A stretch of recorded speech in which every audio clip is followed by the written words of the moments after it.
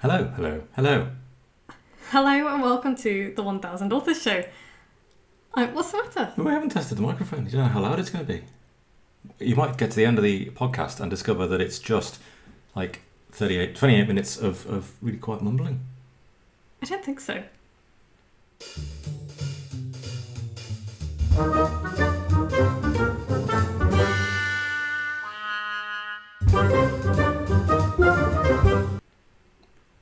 But now. Hello and welcome to the 1000 Authors Show. I'm Vicky Fraser and this is my husband Joe. Hello. Hello. So you should totally go and check out the YouTube channel because we've just set up my brand new ring light, which is what all of the makeup YouTubers use, and we're looking, I don't know, we're looking very kind of Warm. cheekbony. That was really good radio. Yeah. Really good radio. That was me. That was me and Joe making ourselves have really good cheekbones. No, you can't do that. I know. Sorry. That's really squeaky. And I can't move either because I'm not wearing any trousers. Because it's currently hotter than the surface of the sun. It's like 28 degrees or something. We're waiting for a massive thunderstorm to hit. It's Monday afternoon. It's Monday the 10th of August, for 5:15 p.m. and anybody in the UK will remember back to Monday and be like, oh hot. Yeah, that was a hot one. That was a hot one. Very so yeah, hot. you need to stay in frame, Joe. I'm sorry. It's okay. It's okay. So yeah, we are drinking, well, I'm drinking water today and Joe is foolishly not drinking anything. Actually, I've got hardly any water left because I just fed it all to my aloe vera plant. We're not very prepared. Not very prepared on this one, I'm afraid. It's going to be rough. Buckle up. So, this episode of the 1000 Authors Show, we're carrying on the Writing Excuses series. Kinda. And this writing excuse is actually that's entirely the wrong title. It's What If People Make Fun of Me? Oh, okay. Yeah, and we'll come back to that in just a moment because, first of all, Joe, what are you reading? Well, listeners will be excited to hear that I am no longer reading The Wheel of Time by Robert Jordan. What? I know, right? I am now reading The Wheel of Time by Brandon Sanderson because Robert Jordan died. That's not funny. Which is very sad. Yeah. But he died leaving notes for the final book for somebody else to complete in 2007. And when the people, Brandon Sanderson, who was called in by the family to finish off the series, looked at the notes, they very quickly came to the conclusion that it was in fact 3 more books. Okay. So that's where we're up to at the moment. Right, thanks for that update, Joe. I know, it's exciting. It's a big change. But Joe is actually, when he's finished that, is probably going to start reading the book that I've just finished, because it's on his bedside table, The Parable of the Sower by Octavia E. Butler. And it's brilliant. Octavia E. Butler is also dead, which is very sad. And she wrote some of the best sci-fi and fantasy that I've ever read. And I'm always really excited to find a new to me author who writes that kind of thing. And so this is set in a dystopian future and where society has collapsed, frighteningly similar to what's going on right now with like Trump. Right. And that kind of thing. And you can you read it and you can almost imagine and it's set in 2025 as well, which is horrifying. But yeah, it's the breakdown of society, and it's about this young girl who is growing up in... I wonder if the people who wrote The Walking Dead kind of watched it, actually, because it's not zombies. When was it written? 80s?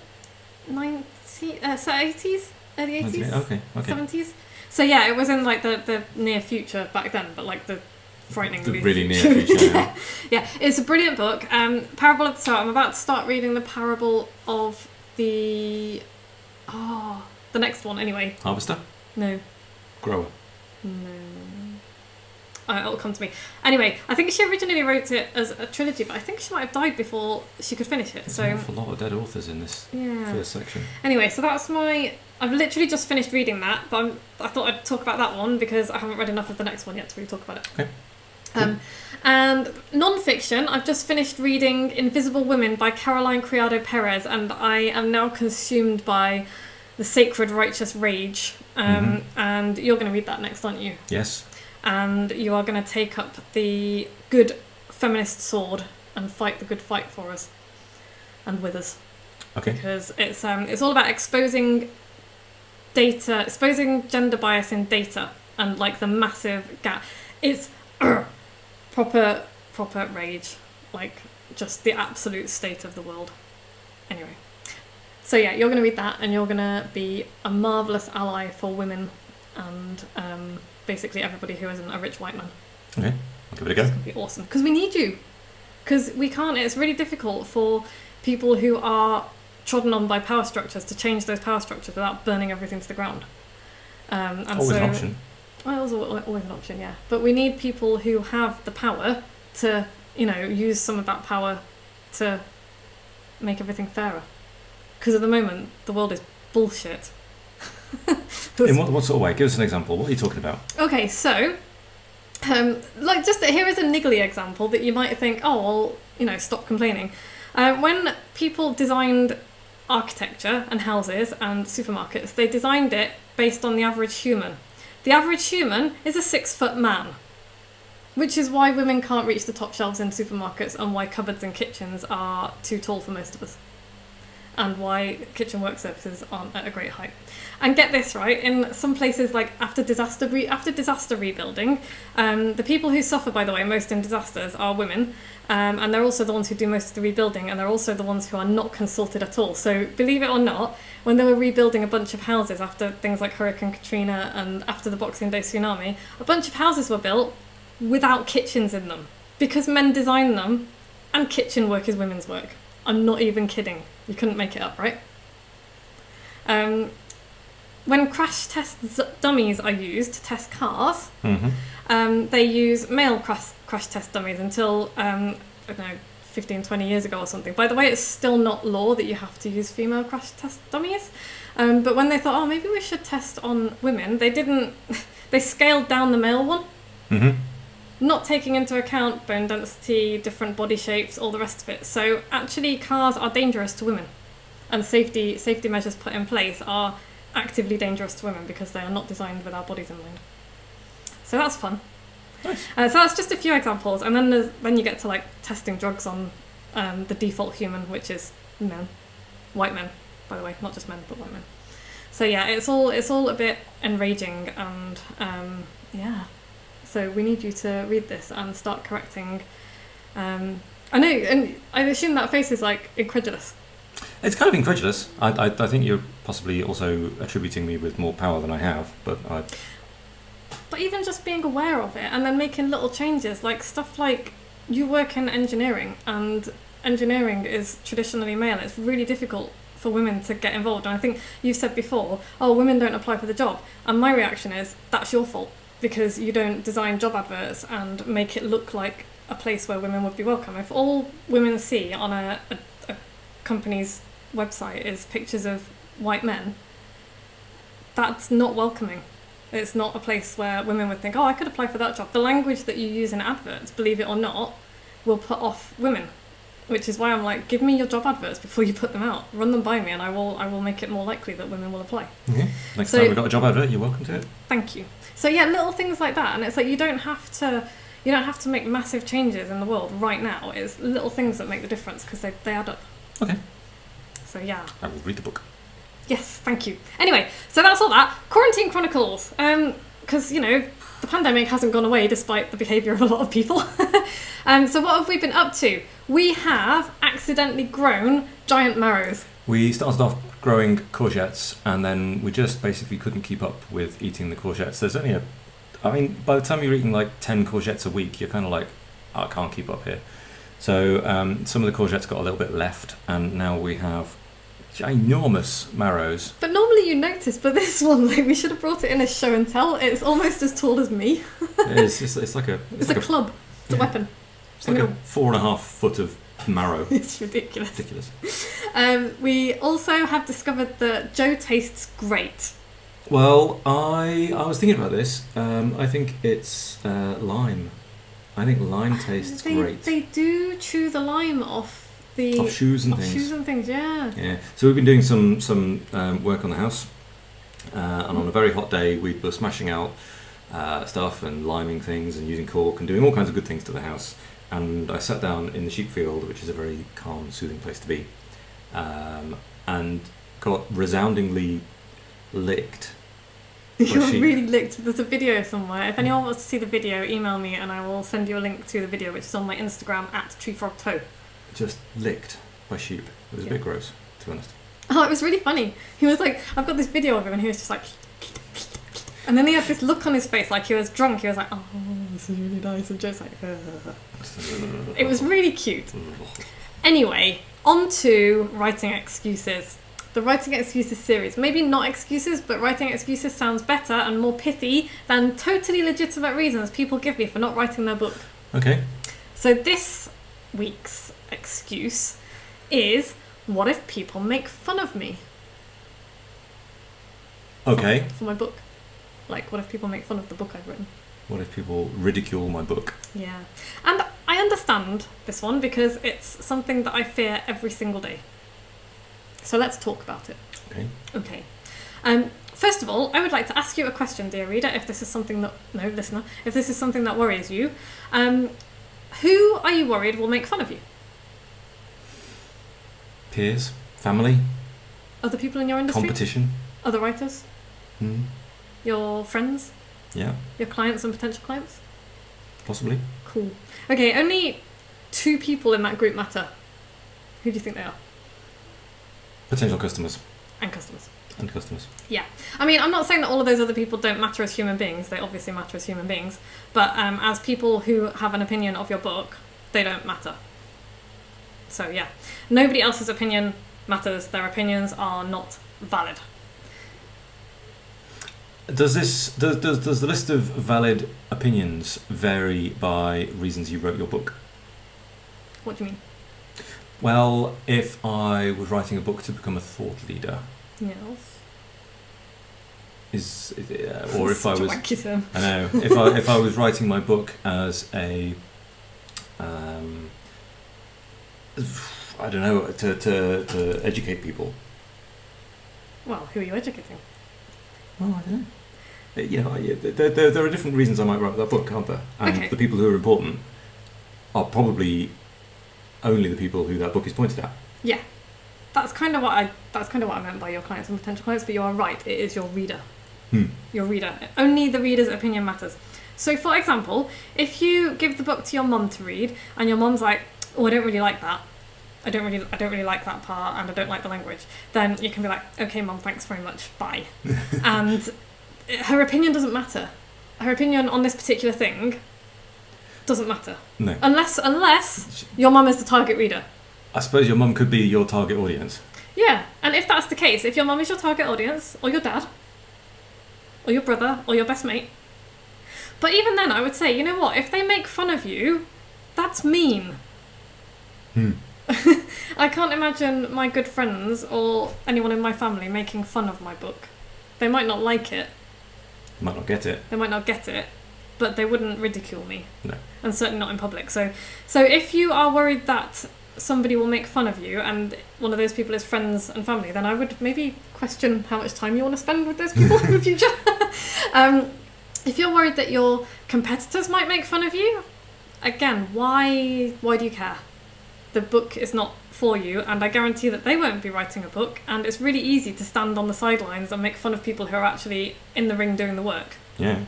And so again, I would say, unless you're actually in there doing the work, writing a book, doing stuff that's scary, because writing a book is scary and putting it out there is even scarier.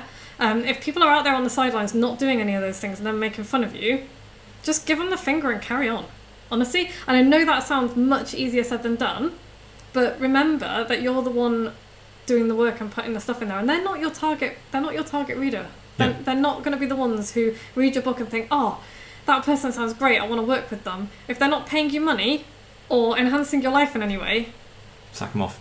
Yeah, they don't matter. And quite often, if your competitors are ridiculing you for that sort of thing, they're going to have their own agenda. You know, they're going to be doing that to help make themselves feel big and elevate themselves. And actually what it does is have the opposite effect. If you think about how you feel about people who talk behind your back, like, you don't trust them because you're like, well, if you're talking about that person behind their back to me, then what are you saying about me behind my back?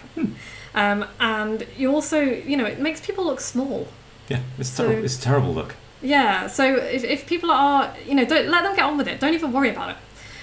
So that's a couple of things. And the second thing that I wanted to suggest was do Brené Brown's post-it note exercise. Hi, Brené. Wouldn't that be so awesome?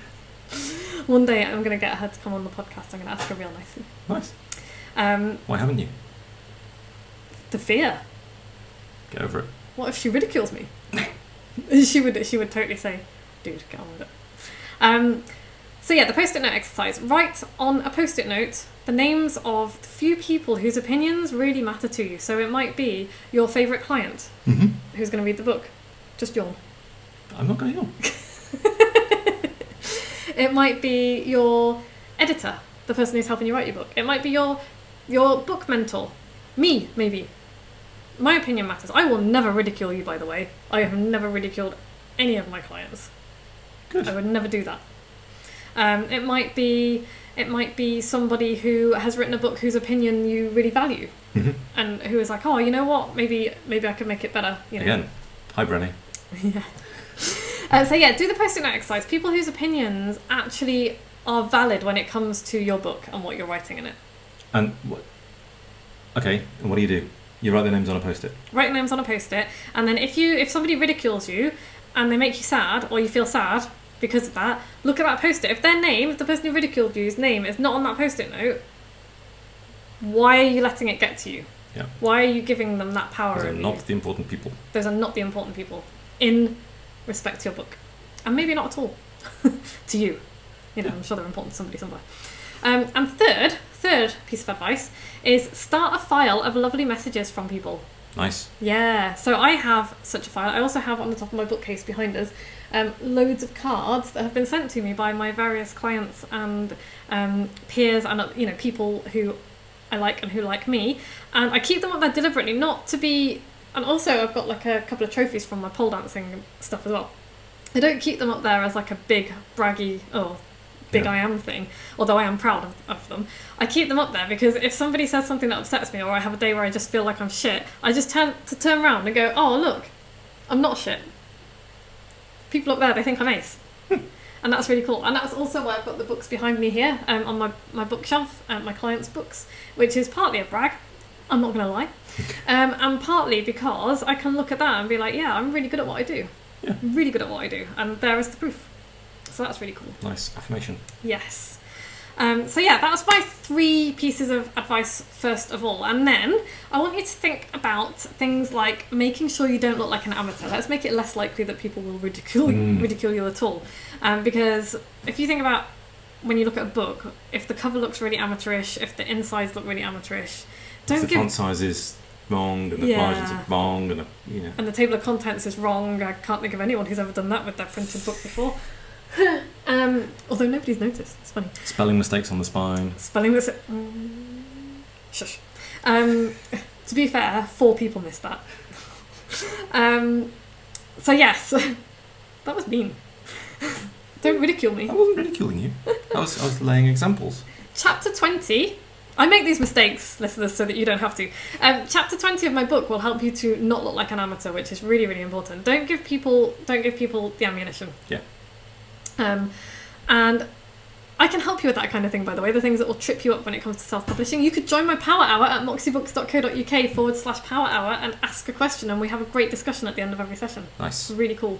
And okay, get help from your beta readers and other kind people who, before your book gets anywhere near going out into the wild, get people to help you make it as good as it can possibly be. Yes. They will. The kind of people who are helping you will spot the things and go, I probably don't want to say that. And yes. Yeah. And that doesn't make sense. And could you expand on that? I want to hear a bit more about that. And I think this needs a bit more explanation. That kind of thing. Another thing, and this was thanks to John. Hi, John. Hi, John. Pointed out this morning, how you ask for things matters. So don't ask for feedback, because that's when people will be like, oh, I don't like that, or oh, I thought it was great, which is not helpful. But if you ask for advice on how to make it better, that will get people thinking about it in a different way. And so people will read it with that in mind, and they'll be like, oh, okay, I think it would work better if you swap these chapters around, for example. So it's how you ask people for stuff is important. Ask the right people for feedback. Again, your target reader. Your beta readers have to be your target reader. The people that you ask for advice have to either be your target reader or experts in book writing and publishing. Not random people down the pub. Indeed. Your mum might be lovely, but if she's not your target audience, her advice might not really fit. Yeah, or your dad. Or your dad.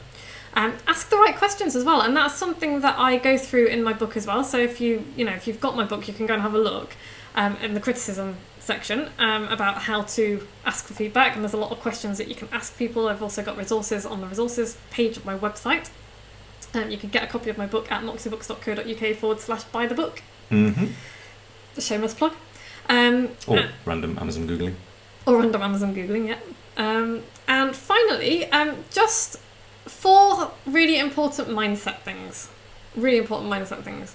You have asked for the feedback, so use it. Mm-hmm. If you ask for feedback from people, if you ask for advice from people, that kind of preempts that feeling of, because when you get unsolicited feedback on the stuff that you've written, that's painful. It's like, well, who asked you? It's like when somebody says, oh, I don't like your haircut. It's like, why would you even say that? Yeah. Why would you even say that? It's like, I don't care what you think. But when you ask for somebody's opinion, do these trousers make my bum look massive? I actually want to know. Yeah. So try not to be too emotional about it if you get the answer that exactly your bum does look big in these trousers. Or I look like a chimney sweep, for example, that was unsolicited feedback, by the way. No, I tell you what, I think you asked me what you were like. No. Do you like these trousers? And I said, well, I think they make you look like a chimney sweep. No, what happened was that you walked in from work, I was wearing these trousers, and you were like, nice trousers. How about you Dick Van Dyke it up a bit? They make you look like a chimney sweep, I think was your exact words. I'm not sure it went down like that. Unsolicited feedback. So yes, you have asked for the feedback, so you'll kind of preempt that defensiveness that you'll get when people tell you what they think of your stuff. It's like, I've asked for this because I want to make my book as good as it can be. Mm-hmm. So use it. Separate your work from who you are.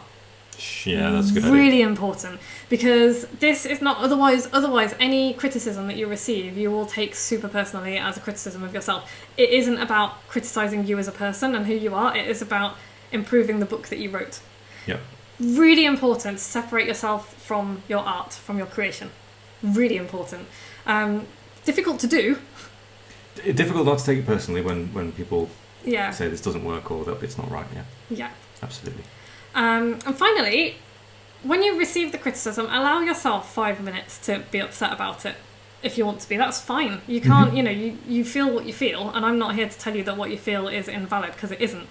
But if you're upset about it, that's not helpful. It's like, be upset, but don't stay upset, because that's not helpful. Instead, read it objectively and figure out, is this actually useful advice? And if it is, receive it in the spirit in which it was undoubtedly intended, which is to help you make your book better, which is what you asked for. If it's not helpful, just be like, you know what? Thank you, I don't agree, I'm going to put that to one side. Because not everybody gets it right. Not all of the criticism that I got loads of advice when I wrote my book. I did not use it all, I didn't take it all because I didn't agree with all of it. And that's up to me, it's my book. I used a lot of it because most of it was awesome. And all of it was sent with good intent as well. And that's what I have to remember.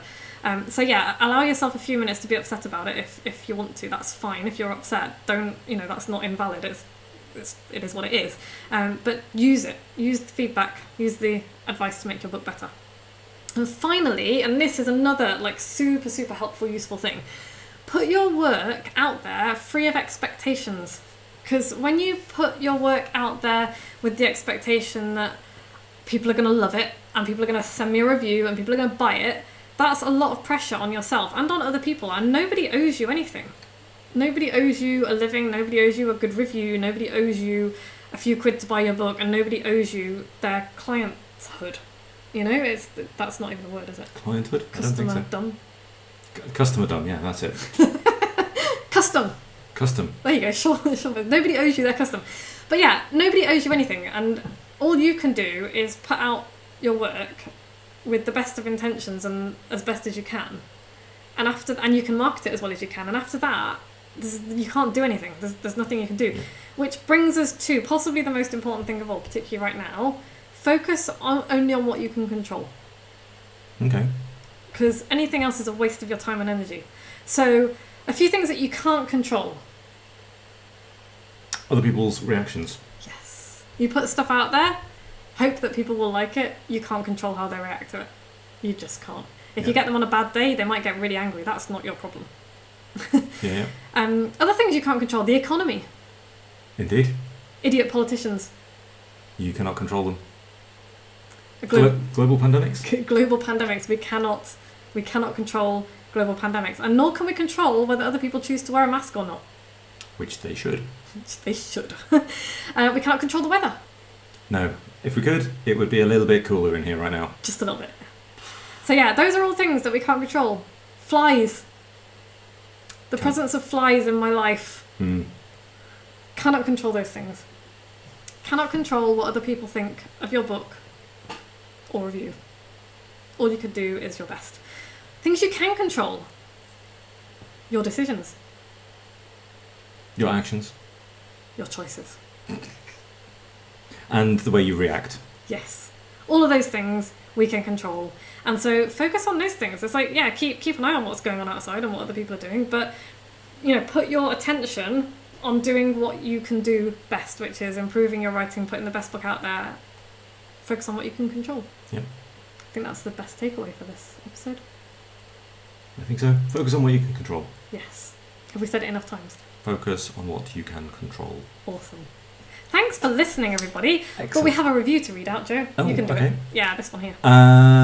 Okay. 5 stars. A must listen for anyone running their own business. 5 stars. Discovering Vicky Fraser is one of the best things to happen to my business. The podcast is brilliant. I always come away thinking about things differently. The really great thing is Vicky doesn't just share her ideas and insights, but backs everything up with research and evidence. Looking forward to the next one. And that was from GenCat101. Yeah.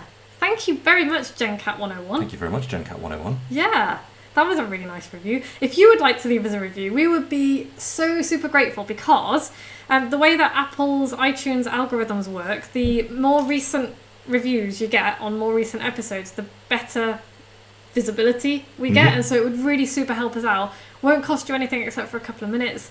We would really, really appreciate it. Also, it makes us really happy. It does, and we'll read you out. We'll read you out, and we'll if you tell me who you are and where you've come from, I will also read out your URL and stuff and give you a bit of a plug. So absolutely we'll do. That's not in return for a review. Just to make that clear, this is not a bribe, but I like to give people a shout out. So and it's nice to be nice. You are part of this podcast as well. It would be nice if we could read people's names out. That would be awesome. So yeah, you can do that, by the way, at moxiebooks.co.uk/podcast, and then there's a little button that will take you to review it. Coming up next week, I don't know. I've got down more writing excuses, but I feel like we need to move on. All right. I don't know. What do you think? It's too, honestly, it's so hot I can't think. I'm done. I'm cooked. I mean, maybe we'll talk about the excuse I'm not a writer, or maybe we'll talk about something else. Tune in to find out. Who the hell knows? It's a mystery. Tune in to find out. And in the meantime, if you want to write a book, join my live writing sessions at moxiebooks.co.uk/power hour. At the moment, it's £1, one whole pound for the first 7 days. £1. And you get 5 writing sessions during those first 7 days, plus the recording, plus a discussion with the most amazing group of people that I've put together. Cool. Really smart people. And I'm getting so many good feedbacks.